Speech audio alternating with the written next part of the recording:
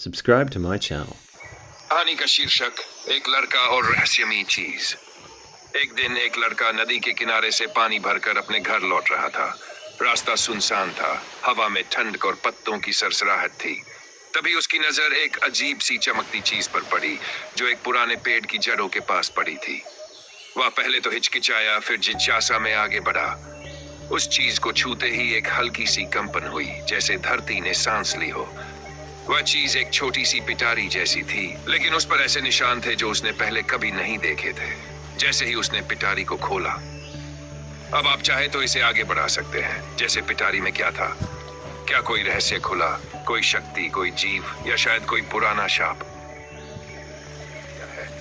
ठीक वहीं जहां पाठक की जिज्ञासा सबसे ज्यादा होती है। चलिए अब उस रहस्यमयी चीज का थोड़ा और पर्दा उठाते हैं। एक लड़का और रहस्यमयी चीज। लड़के ने साहस जुटाया। उसने घड़े को जमीन पर धीरे से रखा और कुछ कदम उस चीज की ओर बढ़ा।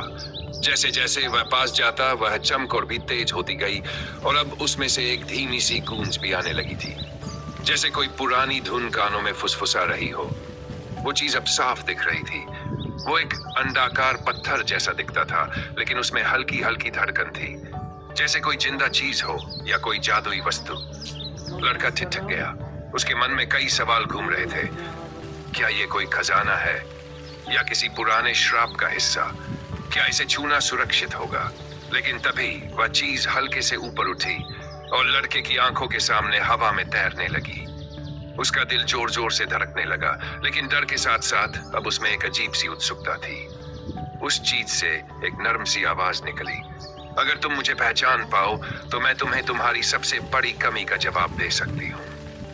अब आपकी बारी। क्या लड़का उस रहस्य को समझ पाया? क्या आपने कभी ऐसी कोई चीज सोची है जो हमारी कमजोरियों को पहचान सके? या चाहेंगे कि मैं कहानी को और आगे बढ़ाऊं एक मिस्ट्री एडवेंचर में? आपका जवाब तय करेगा अगला मोड।